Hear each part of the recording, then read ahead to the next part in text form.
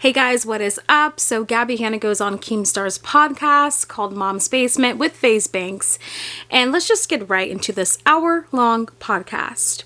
So Keemstar introduces Gabbie as like one of the most controversial people ever, at least on YouTube. And then FaZe Banks, he compliments Gabbie on her art, how she just, paints beautiful stuff and all that jazz. And then Keemstar starts to talk about Ethan Klein's tweet. That tweet of him saying something along the lines of, "This makes me really sad," when he saw that photo of Trisha sitting in the middle with her frenemies. The iconic photo, right? Ethan Klein tweeted out that he goes, "I don't want to make a joke about this," talking about Trisha. He goes, "I'm not even going to try to make a joke about this. I'm just sad." And that's so funny because he's not sad. He's literally playing victim, trying to get his fans to defend him. He's paying I don't think he's sad. Man. He's mad. It's MAD, red face emoji. That's all. Do you think he's even mad though, or is he just playing the game in general? Oh no, at this point, he's mad. He's definitely mad. Yeah, really? He's pissed. Yeah. So Keemstar and FaZe Banks are really enjoying the fact that they hurt Ethan. Ethan's not sad. He's mad. And then Gabbie starts talking about how she wants to stay out of drama, but people won't just leave her the F alone. Gabbie tells us a story how she would never respond to drama, but then I guess after the whole Bianca situation, her manager came over her house and was like, "It's time that you start responding to drama." And then FaZe Banks talks about his used to be arch nemesis, Jake Paul, and how they had a falling out, but now they're all good. FaZe Banks decided that he just wanted to make peace. And he talks about how drama is so exhausting. And Gabbie's response to all of this is how people are obsessed with her and it's getting annoying. And then Keemstar asks Gabbie this. Take a listen. Obsessed with me. It's so annoying. Leave me alone. Why don't you try to reach out to the T channels and try to make peace? I've talked to all of them. They're fake little pathetic losers where they're like, "Oh my God, we're so sorry." And then the second another story turns and they're just on it. But I'm not even talking about the T channels. They're losers. They're tabloids. I don't care. I'm talking about other creators who just make stories with me and create drama. And it's I don't even know you, dude. At this point, you can kind of see where Keemstar and FaZe are steering the conversation towards, because FaZe brings up Jake Paul again and talks about how, their beef started basically because they both used to date the same girl. And at the time, Jake Paul was blowing up, and this would be, at least in FaZe's opinion, that this was a chance for Jake Paul to get more views on his channel, etc. They squashed the beef, but to me, they brought this up because they were trying to hint to Gabbie, maybe you should probably make peace with the people who you're arguing with online too. Now, when FaZe Banks is talking about how he made peace with Jake Paul, take a listen to what Keemstar's response is. I totally feel that, but I also really understand as you explain it that I am really built different. I need enemies. You are literally built so different, dude. I need enemies. Want peace. I don't want attention. I want peace.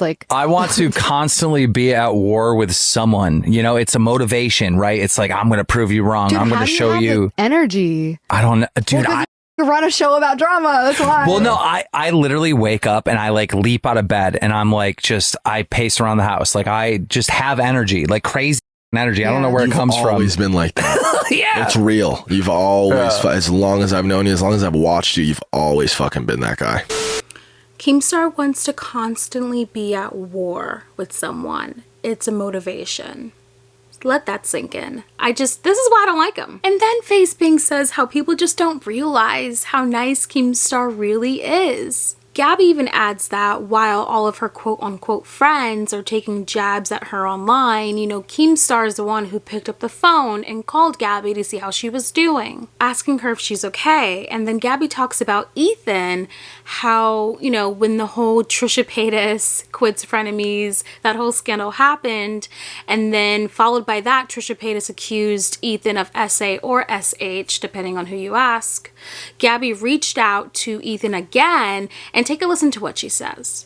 I'm good. I was really let down by Ethan because I tried to give him the benefit of the doubt that he was kind of just manipulated by Trisha into saying, I don't know how much you know about it, he just platformed a lot of mental abuse and slander and shit. And I was like, okay, well, he has Trisha in his ear and they're friends, so I get it. But then after Trisha went on to say he was harassing her and basically doing to him what she'd been doing to me for 2 years. Yeah. He still went on to like talk shit about me online. Like I asked him, hey, you see what it is now. Let me come defend myself on the same platform. So Gabby talks about how she really didn't comprehend why Ethan wouldn't have her on, but you know, Ethan has stated that he would never do that to Trisha. You know, regardless of the actions Trisha did to him, he never have Gabbie Hanna on H3H3. And then they all start talking about how Ethan can never really admit when he's wrong. And then FaZe Banks, he brings up this situation, which I'll summarize real quickly just because FaZe also brought it up in his podcast with Trisha Paytas. But there was a situation where FaZe was accused of hitting this girl in a club. Long story short, it didn't happen. Ethan, he reported on this story, put so much effort into reporting the story, but when the accusations turned out to be false and FaZe Banks was in the right, Ethan did not put that much effort into really, I don't know, debunking it. Really just stating like, hey guys, I was wrong, this story's wrong, FaZe Banks is in the right, etc. Now my feelings on this, if this really did happen and Ethan put so much effort into, you know, telling this story with his audience, viewers, subscribers, but really didn't put in the same amount of effort into debunking it, or when FaZe Banks came out as innocent in this whole entire situation and Ethan didn't report on it, then I can definitely understand why FaZe Banks feels the way that he feels. So then Keemstar says that Ethan's plan is to deplatform him, and Gabbie Hanna starts talking about how rude Ethan was to her. Take a listen. What he did to you was horrible. So like to joke around and be like, oh, let's give her, maybe she'll come accept the award. Like, you dude. And then they do a podcast together, just allowing her to go on and like doing literal segments about me. And you're not going to let me come and say my piece. You're not going to let me say my side. But whenever David Dobrik's getting canceled, you're going to follow me. Literally, oh, David Dobrik called me fat in a vlog in 2016 and you need to come tell your story.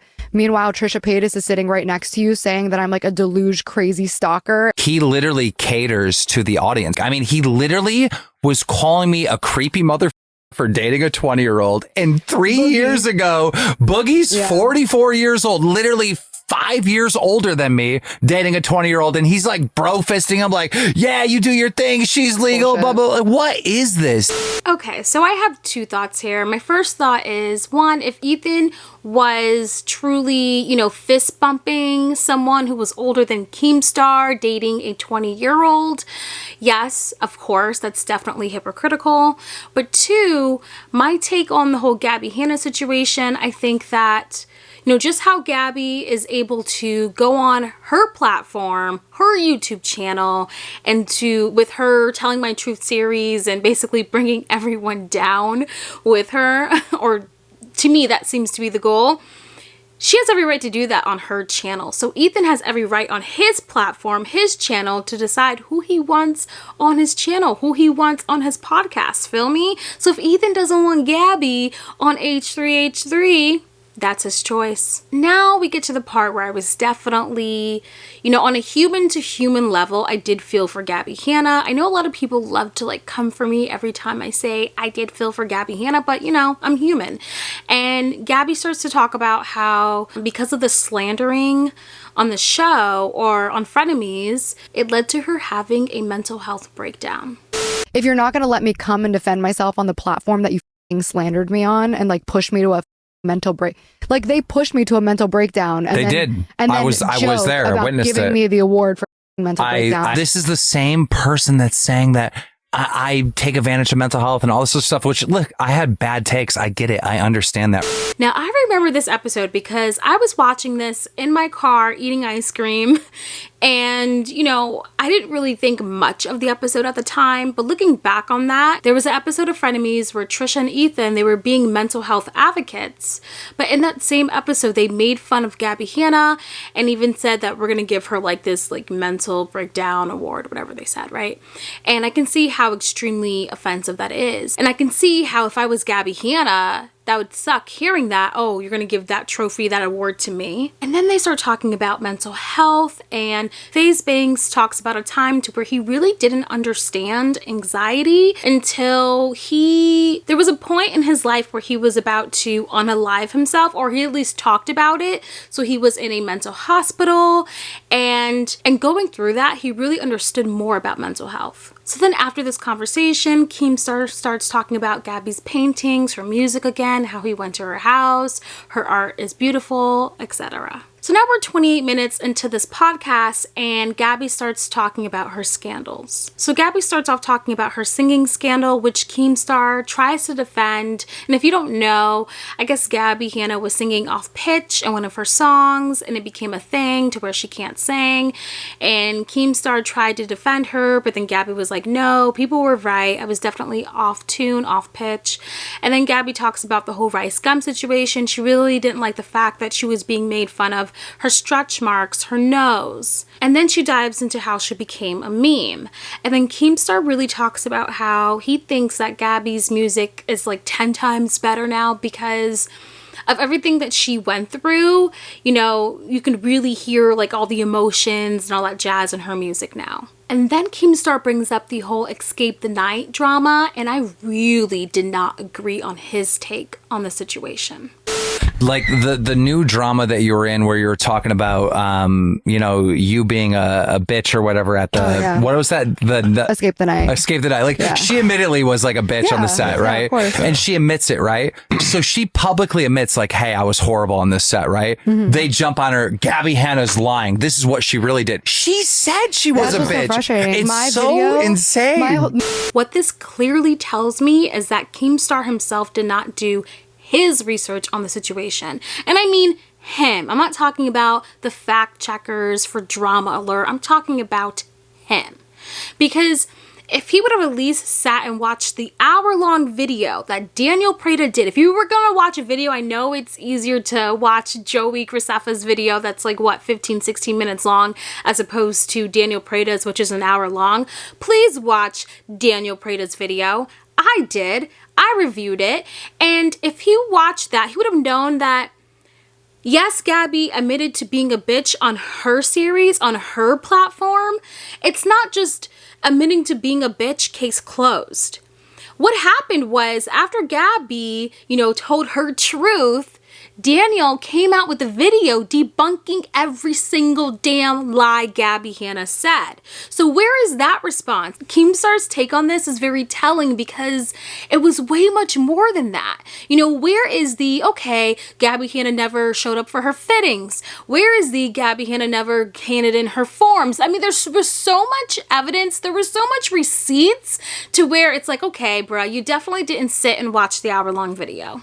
Anyways, Gabbie goes on to say that her dream is really to just pay her bills by making music, you know, or writing music for others, producing it, and being an artist. And then they all have this conversation about how they all started from the bottom and they worked their way up to the top. And even if you have all this money, you can still be extremely unhappy.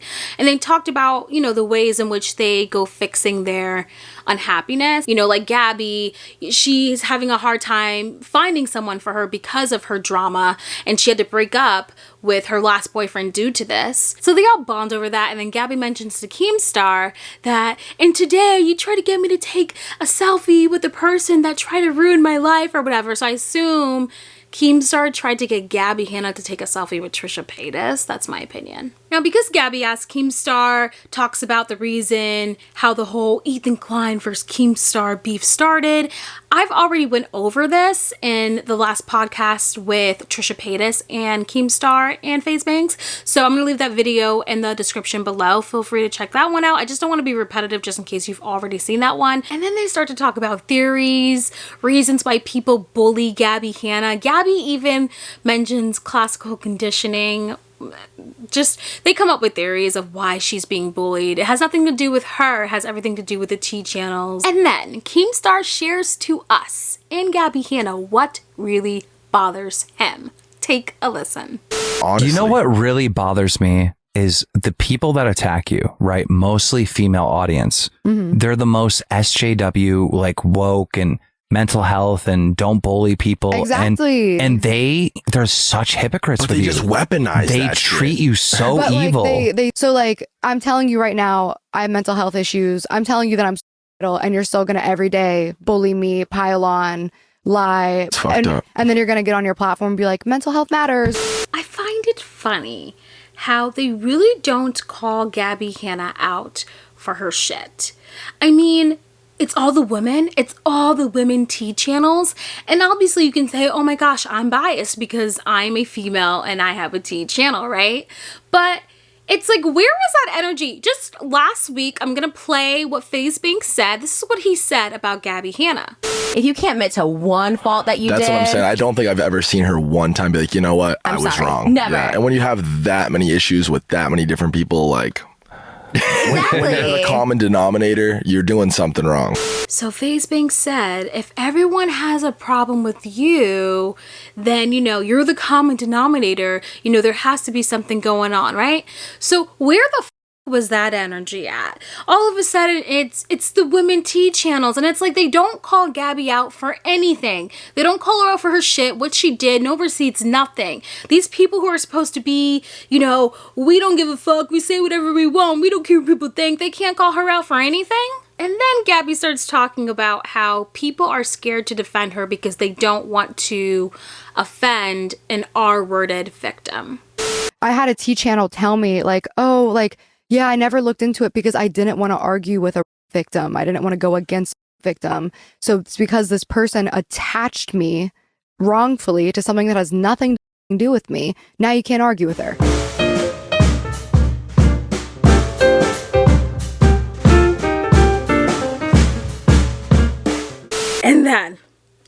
And then, this is the part that pissed me off. Like, I had to pause the podcast, yell in this room with me, myself, and I. Just, listen to what KEEMSTAR says. Let me say this. If there's any T channels listening, right, my go-to is to make fun of you because you guys don't do research. But I want to try to say something a little different. Can you actually like look into this and have a little bit of mercy? Because anybody outside of this T community that actually takes the time to look at this, they see the T channels as the bad guys. We've been talking about it now for an hour, and I still don't know what the fuck's going on. Best, and it's like, the T community, the T community audience is literally controlled by these key words, these things that are, oh, that's a bad word. Yeah. And they use these labels on you to trick, villain. because the audience, the T channel audience is really stupid. Yeah. Like there's no critical thinking happening, you know? but who did I manipulate? Nobody knows. It's true. It's 'Cause I don't even actually try, true. dude. But and then they're so dumb. They're like, she's a master manipulator. She's so smart. She's manipulative. And it's like, well, she's so dumb. So which one am I? Or it's like, if I'm irrelevant, I can't get views, I'm doing everything for attention, I'm going after all these people for views because I'm irrelevant. But then if I actually respond to them and then they get hate, she's punching down, she's using her platform to bully smaller creators. So it's like, okay, so am I fucking irrelevant or am I punching down? Like, you can't have both. Well, I think it's okay to have made mistakes and fucking like. Which Gabbie clearly has made mistakes. that's what She's I'm not saying. And I innocent. always apologize. She's not innocent. I You know, know that. no one's saying that. Well, that's Like, what I'm saying. But like, I just wish anybody listening to this, T channel viewer or not, like, it's like, everybody should give people the opportunity to fucking make good. You know what I mean? And just like, Yeah. give them grow a and break. learn. It's been seriously, man. give this girl a break. You've been at her throat for 3 You years. spent your whole adult life on the internet and social media. When did Yeah. you start? And I've already written out like 3 or 4 notebooks, and it's all filled with goddamn research. What research does he do? He has a team, fact checkers. It's all filled with research. Look, this shit is all filled with research. I do my research.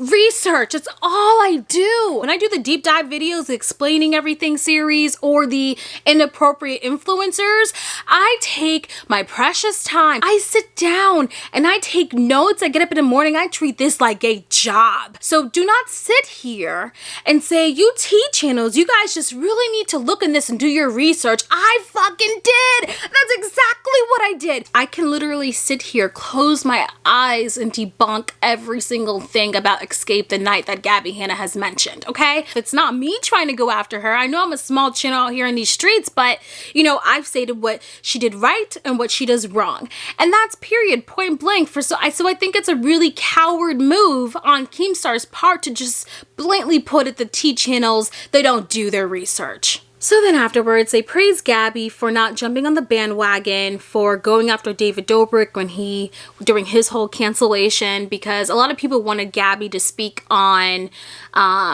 her being teased or bullied by David in the vlog squad for her weight. David would constantly be making fun of her weight, her nose, her face, etc., right? And Gabbie's like, no, you know, you guys want to reach out to me to talk about David Dobrik and how bad I felt that he teased me about my weight, but you guys want to talk shit about me every other day. So they were like, because Gabbie, it was so big of her to not jump on that hate train, you know, that says a lot about her. They end this podcast by stating that Gabbie should just stay off the internet, which Gabbie says that she's trying her best to do, and how Gabbie should really just focus on her music. And Keemstar makes this joke about how people are always making fun of Gabbie for things she did 6 years ago, and they need to stop, you know, bringing that up. But keep in mind, Gabbie's the one who brought all of this shit back up. But no, they don't say that. How dare they say that, right? They talk about Gabbie's music. They even play her song towards the end of the podcast, just a clip of the song.